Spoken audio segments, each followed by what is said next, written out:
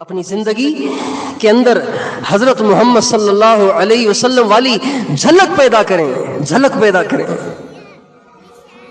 جھلک پیدا کریں، دور سے نظر آئیں کہ کوئی محمد کا ماننے والا آ رہا ہے، ایسی زندگی بنائیں ہم۔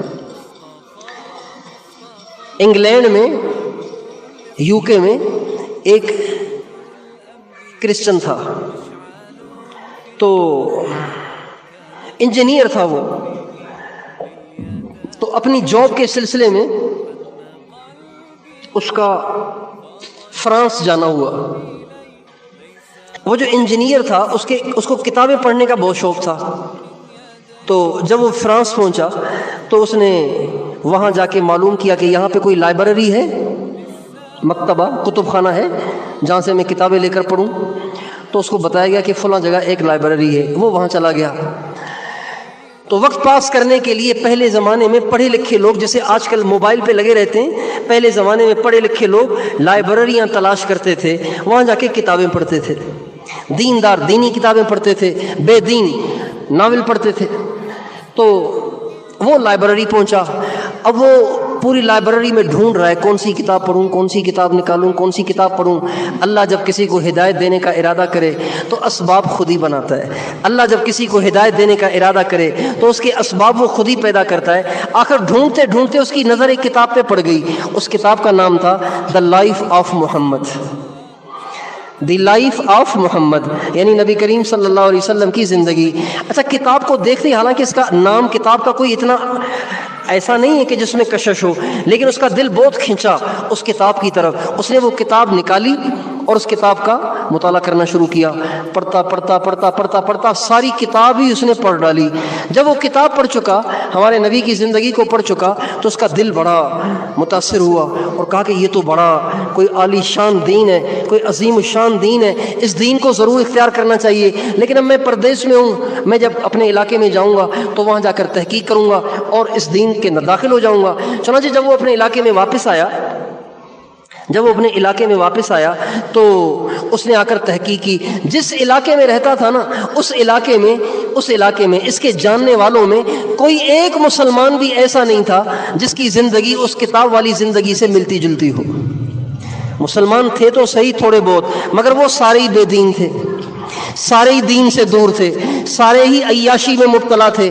تو جب اس نے دیکھا نا کہ پورے علاقے میں میرے جاننے والوں میں مجھے کوئی مسلمان ایسا ملا ہی نہیں کہ جس کی زندگی ان کے نبی محمد صلی اللہ علیہ وسلم کی زندگی سے ملتی جلتی ہو، تو اس کا پروگرام ملتوی ہو گیا۔ اور اس نے کہا کہ مجھے ایسے لگتا ہے کہ یہ دین کوئی خیالی دین ہے اور یہ شخص اپنے دین پہ کسی کو لا نہ سکا، اور یہ دین قابل عمل نہیں ہے۔ اگر یہ قابل عمل ہوتا تو ہمارے علاقے میں کوئی ایک تو مسلمان ایسا ہوتا جس کی زندگی ان کی زندگی سے ملتی جلتی۔ چنانچہ اس کا پروگرام ملتوی ہو گیا۔ اللہ کی شان، زمانہ گزرتا رہا، دن کٹتے رہے۔ ایک دفعہ وہ بیمار ہو گیا، اس کو لے جا کے ہاسپٹل میں داخل کروا دیا۔ ہسپتال میں یہ بے ہوش رہا۔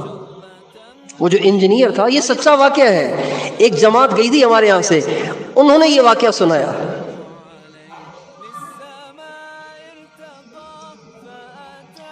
تو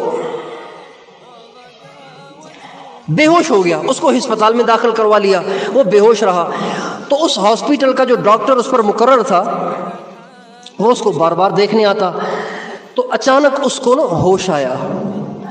ہوش آتے ہی اس نے ڈاکٹر صاحب سے کہا، ڈاکٹر صاحب اس علاقے میں کوئی مسلمان ہے؟ کہا ہے۔ کہ آپ جلدی سے اس کو بلا لیں گے؟ کہ بلا لیتے ہیں۔ تو اس ڈاکٹر کا جو تعلق تھا نا، وہ یورپ کے جو امیر تھے نا، حافظ پٹیل صاحب، تبلیغ کے جو امیر تھے حافظ پٹیل صاحب، ان سے ان کا تعلق تھا۔ انہوں نے ان کو فون کیا کہ حافظ صاحب جلدی آئیں، ایمرجنسی کیس ہے۔ تو وہ جلدی سے آئے تو وہ بھی ہوش میں تھا۔ تو اس نے کہا کہ آپ مسلمان ہیں؟ کہاں؟ کہ آپ مجھے بھی اسلام میں داخل کر دیں۔ کہ اسلام میں تو داخل کر دیں، لیکن وجہ کیا بنی وہ بھی تو واضح کرو۔ کہ بات یہ ہے کہ میں انجینئر ہوں، میں فرانس گیا تھا، وہاں میں کتابیں پڑھتا تھا، تو ایک کتاب میں نے آپ کے نبی کی سیرت بھی پڑھی تھی، اس سے میں بڑا متاثر ہوا۔ جب اپنے علاقے میں آیا تو مجھے کوئی ایسا مسلمان ٹکرایا ہی نہیں جس کی زندگی اسلام کے مطابق ہو، تو میں مایوس ہو گیا تھا۔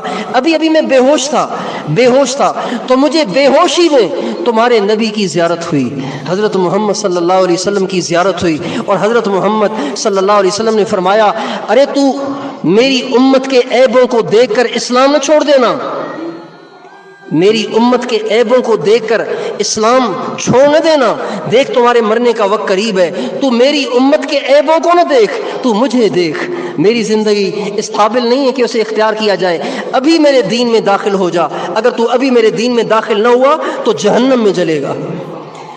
حافظ پٹیل صاحب نے اس کو کلمہ پڑھایا، اور کلمہ پڑھتے ہی وہ انتقال کر گیا۔ میرے دوستو، آج امت مسلمہ نے اپنے نبی کے طریقوں کو چھوڑ کر اپنا بھی نقصان کیا ہوا ہے، ساری دنیا کا نقصان کر رکھا ہے۔ مسلمان اگر اسلام پر کاربند ہو، مسلمان اگر اپنے نبی کے طریقے پہ چل رہا ہو، مسلمان اگر اپنے نبی کا سچا غلام بن کر دنیا کو دکھائے، تو کفار اسلام سے باہر رہ نہیں سکتے۔ اس لیے کہ ہمارا اس بات پہ ایمان ہے، ہمارا اس بات کا عقیدہ ہے کہ حضرت محمد صلی اللہ علیہ وسلم سے بڑھیا کوئی ہو ہی نہیں سکتا۔ کوئی ہو سکتا ہے آپ سے زیادہ عظمت والا، آپ سے زیادہ شان والا، آپ سے زیادہ عزت والا، آپ سے زیادہ بلند و بالا، آپ سے زیادہ عزتوں والا، شان والا کوئی ہو سکتا ہے؟ اور آپ کی زندگی سے زیادہ اچھی زندگی کسی کی ہو سکتی ہے؟ آج نکمے مسلمان نے اور ہماری اس نوجوان نسل نے اپنے نبی کے اتنے عالی شان طریقوں کو چھوڑ کے کفار کی زندگی کو اختیار کیا ہوا ہے۔